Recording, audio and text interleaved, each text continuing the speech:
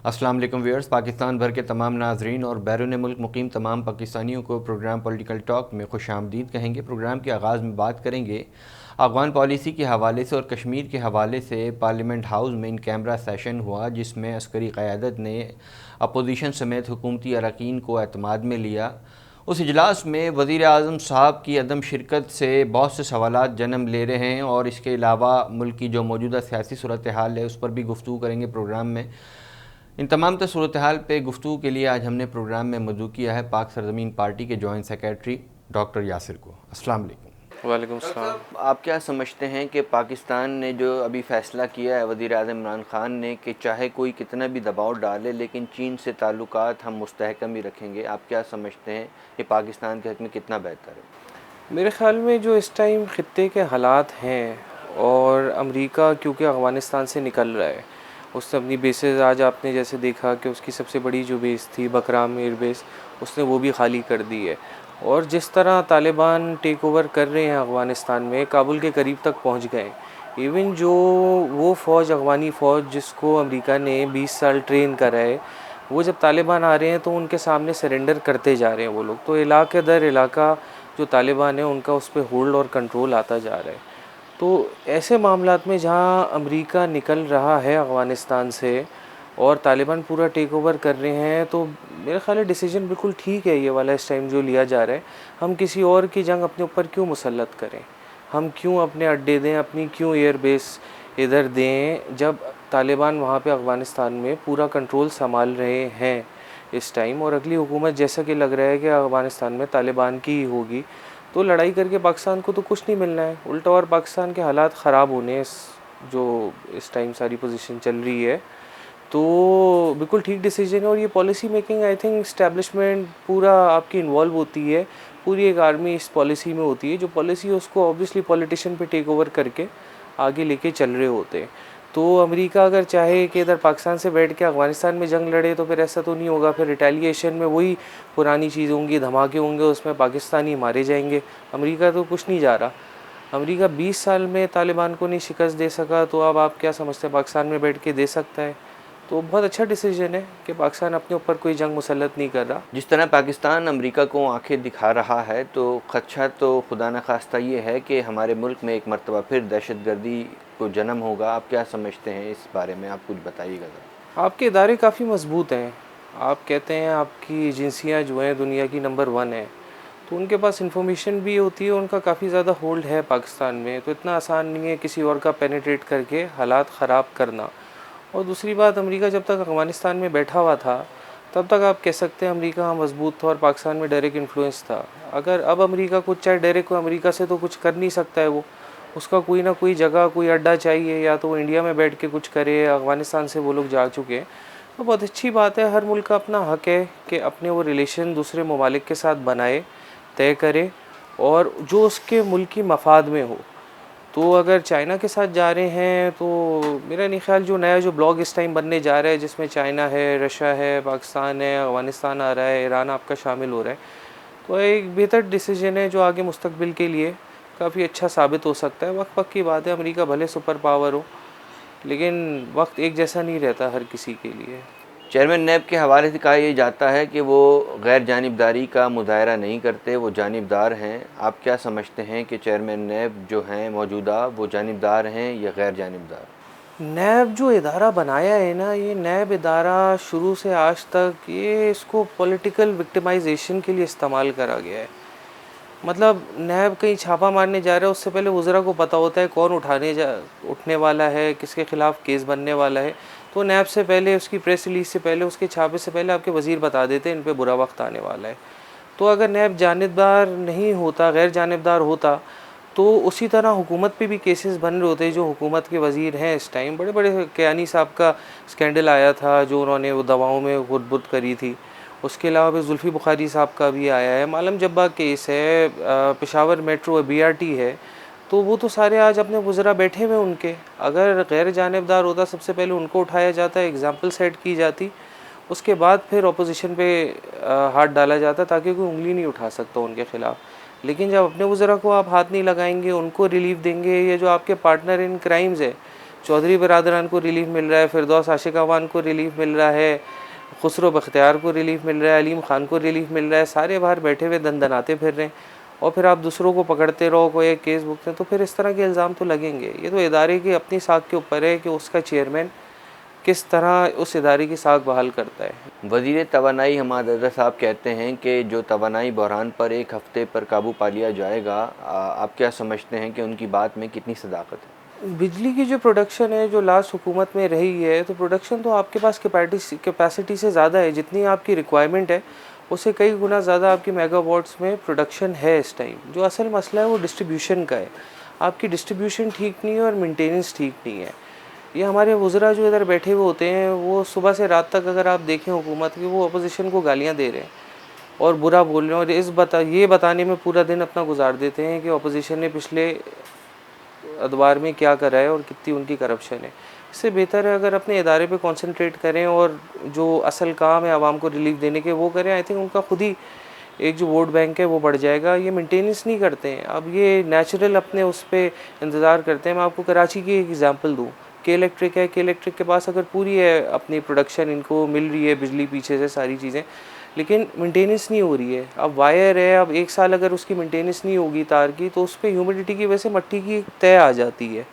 अब ये इसकी क्लीनिंग करें, इसमें तो बहुत टाइम पैसा लगेगा। अब ये नेचुरल बारिश का इंतज़ार कर रहे होते हैं कि बारिश होंगी, तार खुद ही धुलेंगे, फिर उसके बाद आपका होगा। तो इस तरह के काफ़ी फॉल्ट लाइंस हैं जिसको ठीक करने की ज़रूरत है और मिनिस्टर को चाहिए कि दूसरों को गालियाँ बुरा बोलने से पहले कि अपने इदारे को ठीक करे, ताकि लोग खुद दूसरों को बुरा बोलने लगेंगे। तो असल मसला ये है। जौहरी प्रोग्राम में तोसी के अमल को आप किस तरह देखते हैं? देखें, जो हमारे ख़ित्ते के हालात हैं ना और जो पाकिस्तान की डायनेमिक्स है, तो बड़ा ज़रूरी है। पाकिस्तान छोटा मुल्क है, आपके डिफेंस सिस्टम वो बड़ा स्ट्रॉन्ग हो, वरना आपको आपका अपना मुस्लिम ब्रदर ही कोई मार देगा। तो आप इंडिया आपके बराबर में बैठा है, अफ़गानिस्तान की सूरत हाल आपके सामने है, ईरान है, सारी चीज़ें। तो बड़ा ज़रूरी है कि डिफेंस आपका मजबूत हो। और ये आवाम अगर आज कुछ कर रही है, सुकून से बैठी है, तो इस फौज की वजह से ही तो बैठे हुए कि ये आपके लिए लड़ रहे हैं। तो ऑब्वियसली वो बग़ैर हथियार के तो वो भी नहीं लड़ सकते। आपका डिफेंस सिस्टम है, आपके पास मिसाइल्स हैं, जिसकी वजह से दूसरा आप पे आँख नहीं उठा सकता, आपको देख नहीं सकता। तो ज़रूरी है उसका बजट, वो भी बड़ी इंपॉर्टेंट चीज़ है कि उसको होना चाहिए। फ़िनांस बिल कसरत राय से कौमी असम्बली से मंजूर कर लिया गया, कोई कट मोशन सामने नहीं आया। ये बजट आवाम दोस्त साबित होगा या नहीं? मेरे ख्याल है, मैं पिछले अगर 10-12 साल का उठाऊँ, हर जो बजट आता है हुकूमत बोलती है आवाम दोस्त बजट है। बजट आता है, बजट चला जाता है, अगर ग्राउंड रियलिटीज़ आम बंदे का उठाएं, उसको कंसर्न नहीं है क्या बजट आया, क्या बजट में हुआ, क्या चीज़ हुआ।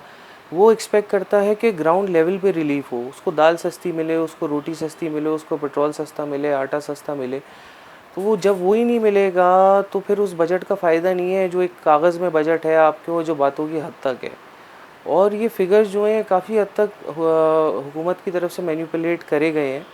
अब ये दिखा रहे हैं $25 बिलियन आ रहे हैं बाहर से चीज़ें, तो भाई ये इसको बताएं भी तो सारी चीज़ें। झूठ एक तो हुकूमत इतना बोल रही है, और अगर बाकी में हुकूमत काम कर रही है, 3.5 साल हो गए, 3.5 साल में अब तक नीचे डिलीवरिंग शुरू हो जाती है। 1 साल हुकूमत के पास बचा है मुश्किल से, और बजट अभी भी मैं बैठा हूँ, बहुत सी चीज़ें आपकी और ज़्यादा कीमतें, जो कुकिंग ऑयल है उसकी कीमत बढ़ गई, दालें बढ़ गई, कोई चेक एंड बैलेंस नहीं है। बजट आता है, बजट कागज़ों की हद तक वो बजट होता है, कागज़ों में ही सारी चीज़ें होती हैं, नीचे गरीब को तो कुछ भी उस बजट से फ़ायदा नहीं होता। यही वजह है कि गरीब का कोई इंटरेस्ट नहीं है उस बजट से, ना वो जानना चाहता है। उसका इंटरेस्ट तब होगा जब बजट आपका रिलीफ आप नीचे तक दोगे। अगर आप बजट में कुछ अच्छा भी करना चाहते हो या आपने करा है, लेकिन आप उसको नीचे तक इम्प्लीमेंटेशन नहीं करवाओगे उस चीज़ की, तब तक तो उस चीज़ का फ़ायदा नहीं है। कश्मीर और अफ़गान पॉलिसी के हवाले से जो हुकूमत पाकिस्तान इक़दाम उठा रही है, आप उससे मुतमईन हैं और आपके क्या तहफ़्फ़ुज़ात हैं? मेरा ख़्याल है जिस तरह अफ़गानिस्तान के लिए पाकिस्तान गवर्नमेंट ने अपनी पॉलिसी बदली है, जो पिछले 20 साल से आपकी पॉलिसी चल रही थी, जिस तरह आप यूएस के साथ खड़े हुए थे, फिर अब आप टोटली चाइना और नए ब्लॉक की तरफ जा रहे हो, उसी तरह कश्मीर के बारे में भी सोचना चाहिए।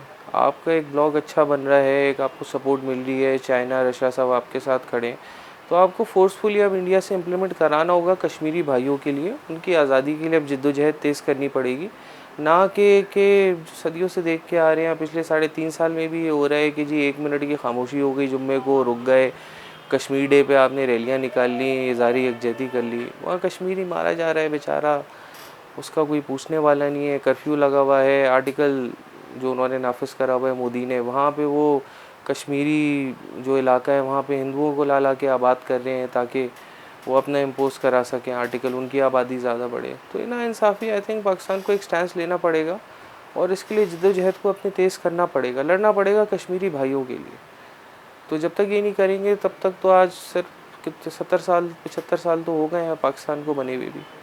और कश्मीर डिस्प्यूट आपका ये भी एक अरसे सालों साल 65 साल से ऊपर इस डिस्प्यूट को आपके हो गए, वो डिस्प्यूट रिजॉल्व ही नहीं हुआ। तय तो हमने करना है बहैसियत एक कौम, सबको मिला के। जैसे आज जॉइंट सेशन एक हुआ है कल, जिसमें सारी अपोजिशन और हुक्मरान जमातें सब बैठी हैं, ऐसी कश्मीर के ऊपर भी बैठे और डिसीजन लें और इंटरनेशनल लेवल पे इस चीज़ को आप उठाएं कि नहीं यार, कश्मीर पाकिस्तान का हिस्सा है, आज़ाद कश्मीर भी है, जम्मू कश्मीर भी पाकिस्तान का हिस्सा है और इसको हमने करना है। जब आप लड़ेंगे, जब आपकी नीयत साफ़ होगी तो इंशाल्लाह रिजल्ट्स आएंगे। ये अब आपने डिसाइड, आपने यही करना है। अगर कश्मीर डे आपने सिर्फ मनाना है, 70 कश्मीरियों को रखना है, तो फिर ये आपकी चॉइस है। कहा यह जाता है कि पाक सरजमीन पार्टी महाजरों के इत्तेहाद को पारा पारा करने की साजिश का हिस्सा बनी, तकसीम दर तकसीम की वजह से PSP वजूद में आई। आपका इस पर क्या मौक़िफ़ है? पाक सरजमीन पार्टी जब वजूद में आई है तो हमने तो किसी पार्टी को नहीं तोड़ा। हमने तो हकीकी की तरह नहीं ना 92 में के ट्रक भर भर के आके एमक्यूएम के दफ्तरों पे कब्ज़ा कर लिया और मारधाड़ की हो, हज़ारों माजी लड़का मार दियो। हमने तो किसी को एक पत्थर भी नहीं मारा। अमन का पैगाम था, अमन का पैगाम दिया।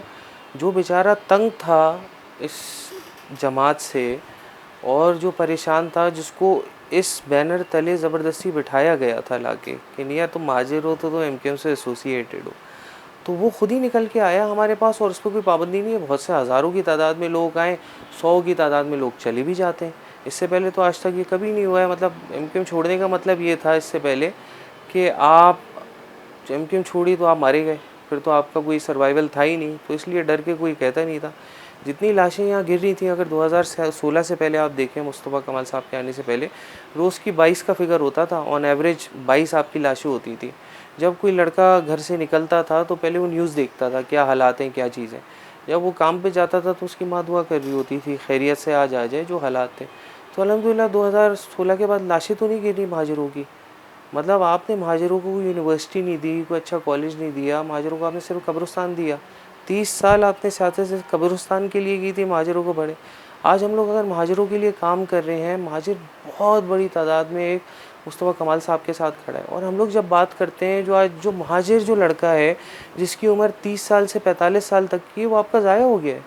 उस महाजिर के पास ना तालीम है, ना उसके पास कोई हुनर है। महाजिरों के पास कोई ज़मीन जायदाद ये तो थी नहीं, उनकी एक तालीम ही थी जिसकी बुनियाद पे वो सोशल सर्वेंट बनते थे। अपने बड़े जजेस, ब्यूरोक्रेट सारे महाजिर आपके होते थे। आज आप इदारे उठा के देख लो, कहीं भी चले हो, आपको महाजिर कोई नहीं मिलेगा उसमें। तो इसका भी कसूरवार मुस्तफ़ा कमाल है। ये तबाही महाजिर इत्तेहाद था ना, 30 साल से महाजिर सारे एक जगह थे। उस 30 साल के इत्तेहाद ने महाजिरों को ये दिया कि महाजिर आपके सारे सरकारी इदारों से बाहर हो गए। महाजिर आपका माली और चपड़ासी की नौकरी से ऊपर उसको नहीं मिल रही है। वो महाजिर लड़का जो जिसका घर फाइनेंशियली स्ट्रॉन्ग नहीं होता था, तो वो ट्यूशन पढ़ा के अपनी तालीम पूरी करता था। आज उस लड़के का माइंडसेट आपने ये बना दिया है कि वो रिक्शा चलाता है और रेडी लगाता है, चिप्स बेच रहा है, फल बेच रहा है। ये महाजिरों को आपने इस उस पे ले आए, वो पढ़ा लिखा महाजिर। इन्हीं महाजिरों में से अब्दुल कदीर खान निकले हैं, डॉक्टर अदीब रिजवी निकले हैं, बड़े बड़े नाम आपके ये महाजिरों के, बड़े बड़े जजेस, बड़े ब्यूरोक्रेट्स। आज महाजिर आपको कहीं भी नज़र नहीं आता और ये 30 साल के इत्तेहाद ने महाजिरों को यहाँ पे पहुँचाया है। तो अगर जो हमने जद्दोजहद की है तो अल्हम्दुलिल्लाह फ़ख्र है कि 5 साल में कि महाजिरों को हमने मरने से बचाया, महाजिरों को ठीक डायरेक्शन दी। अब इस कौम को उठाना है, वापस उसी मकाम पे लाना है जो 70s और 80s में जहाँ महाजिर थे, बड़े बड़े ब्यूरोक्रेट, जजेस। इंशाल्लाह उस पर काम चल रहा है, वो भी काम हो जाएगा इंशाल्लाह। आप देखेंगे ट्रांजिशन फेज़ है।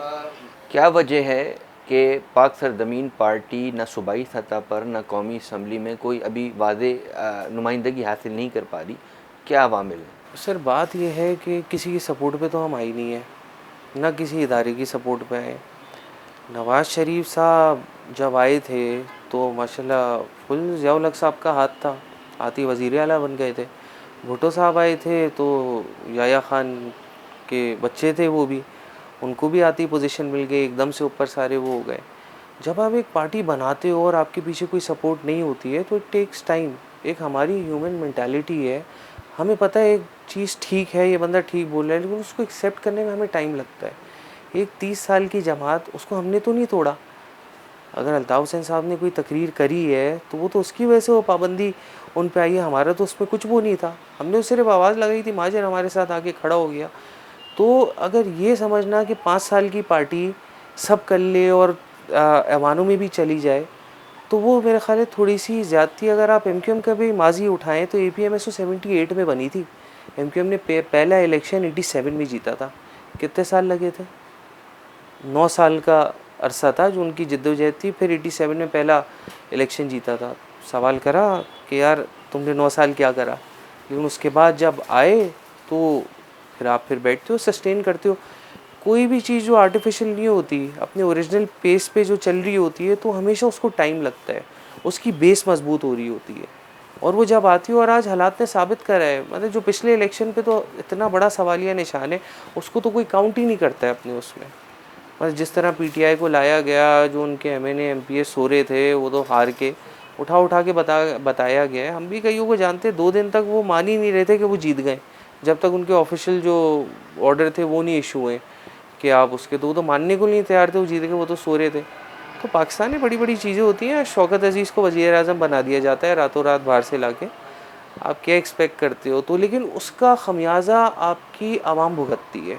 और यही वजह है जो आज कराची का हाल है, जो महरूमी है। जब आप आर्टिफिशियल उस पर ला के बिठा दोगे ना किसी को, तो उनमें हिम्मत नहीं है कि वो पीपल्स पार्टी से लड़ें या कराची के हक़ के बात करें या कराची के लिए जद्दोजहद करें। उनको तो एक ईजी वे आउट था, वो रातों रात आके उनको मिल गई एक चीज़, उनसे संभली नहीं। उनको तो समझने में 2 साल लग गए, 2.5 साल। अच्छा यार ये हमें मिल गया है, यकीन आने में चीज़ें, तो वो तो नहीं है कैपेसिटी। आई थिंक वक्त बेहतरीन एहतसाब करता है। वक्त ने साबित करा कौन ठीक था कौन गलत था। जो एक पीटीआई वाला ऑप्शन था ना, हमारी अक्सर हलकों में बात होती थी, वो कहते थे कि नहीं यार कोई विफाक की जमात हो, अगर वो कराची में आ जाए तो कराची का हल है। आज सबसे बड़ी जो कराची की जमात पीटीआई जिस तरह बनाई गई है, प्राइम मिनिस्टर उसका है, और कराची का उतना ही बुरा हाल है। तो एक चीज़ साबित हो गई है, कराची जो आपके मुल्क का 70% रेवेन्यू जनरेट करता है, सिंध का 90% करता है, उसको एक कराची वाला ही ठीक कर सकता है और नहीं कर सकता। और कराची का एडमिनिस्ट्रेटर जितना अच्छा मुस्तफ़ा कमाल साहब रहे, वो सब ने ट्राई करके देख लिया। आपके अभी आपने बारिशें पिछली अभी फिर होने वाली है, मौसम बड़ा ज़बरदस्त हो रहा है, जुलाई आ गया है। पिछली बारिश हुई है, आपका एनडीए में लगी हुई थी, एफडब्ल्यू को ले आए थे, सब ने कोशिश कर ली, सब नहीं कर सके। तो ये जो कराची का ग्रास रूट लेवल का बंदा है ना, जो नीचे से उठ के ऊपर तक आया, उसकी फिंगर टिप्स पे आज में मसले, और उसी के पास हल है, और वही इस आवाम की नुमाइंदगी कर सकता है। और जहाँ तक मैं मुस्तफ़ा कमाल साहब को जानता हूँ, वो कराची वालों को हक दिलाए बगैर नहीं रहेंगे। वो जिस तरह के हैं, वो लड़ सकते हैं, काम कर सकते हैं, वो जान सकते हैं। इसी तरह का हमें एक लीडरशिप चाहिए, और इंशाल्लाह उस पर काम हो रहा है। आवाम समझ गई है, तंग आ गई है, बेतहाशा पीटीआई के सैकड़ों सपोर्टर और जो वो हैं अपने वर्कर्स हैं, वो पीएसपी में शामिल हो रहे हैं। उसकी सबसे बड़ी मिसाल बल्दिया का इलेक्शन है। बल्दिया में पाक सरजमीन पार्टी ने, पीटीआई की सीट थी हालांकि, पीटीआई और एमकेएम दोनों को हराया है। दोनों से ऊपर हम लोग हैं, दोनों के हमसे कम वोट हैं। तो ये तो हवा, और वो बल्दिया की डायनेमिक्स ऐसी हैं, जो मुस्तफ़ा कमाल का नारा था वो उस इलाके पे ऐसा बेहतरीन बैठता था कि उन्होंने सब कौमियतों को मिलाने की बात की है। बल्दिया ऐसा है जहाँ पंजाबी, सराइकी, पख्तून, बलोच, महाजिर सब है, मिक्स है, हर एक यूसी सब में डिवाइडेड है। वो सब ने निकल के वोट दिया अल्हम्दुलिल्लाह। और जो पीटीआई और एमकेएम का नैरेटिव था वो फेल हुआ, और उन सबसे हम ऊपर थे। लेकिन एक ट्रांजेक्शन फेज़ है, लोग कन्फ्यूजन का भी शिकार होते हैं, सारी चीज़ें आहिस्ता आहिस्ता अडॉप्ट कर रहे हैं। और हम खुदा न खास्ता हारे नहीं, हम पीछे नहीं हटे, हम बैठे नहीं। 2018 के बाद जितनी मजबूती से पाक से ज़मीन पार्टी उभर के आई है, बड़े से बड़ा जलसा आप कर देते हो। 12 से 15 हज़ार आपके कारकुनान हैं, एक यूसी का चेयरमैन आपके पास नहीं है, ना आप किसी को नौकरी दे सकते हो, फिर भी आपके साथ इतने लोग अटैच हैं, 15 हज़ार आपका कारकुन है। तो वो सिर्फ इस वजह से कि नहीं यार, वो कहते हैं हम चाहते हैं हमारा इलाका बेहतर हो, शहर बेहतर हो, वो मुस्तफ़ा कमाल कर सकते हैं। बानी मुत्तहिदा को अगर माफ़ी मिल जाती है तो पीएसपी का क्या होगा? बानी मुत्तहिदा को माफ़ी दे दें, अच्छी बात है, आ जाए। जो चाहता है कि वो कत्ल गारत शुरू हो जाए, उसी तरह बंदे आपके मरने लगें। जो रॉ का एजेंडा वो लेके चल रहे थे, आज जो आपका कराची बचा हुआ है मुस्तफ़ा कमाल की वजह से। देखें एमक्यूएम पे ऑपरेशंस पहले भी हुए हैं। फ़ौज का ऑपरेशन किसी भी उसका हल नहीं है किसी भी चीज़ का। ये पॉलिटिकल लोग होते हैं जो अपनी आवाम को गले से लगाते हैं। ऑपरेशन तो पहले भी हुए लेकिन फिर वापस खड़ी हुई और बहुत स्ट्रॉन्गली बैकफायर हुआ सारी चीज़ें ऑपरेशन चल। लेकिन जब मुस्तफ़ा कमाल है, फ़र्क ये था इन्होंने जितने महाजिर थे उनको गले से लगाया, उनके लिए खड़े होकर लड़े ये। तो वो जितनी कौम थी इनके साथ खड़ी हो गई।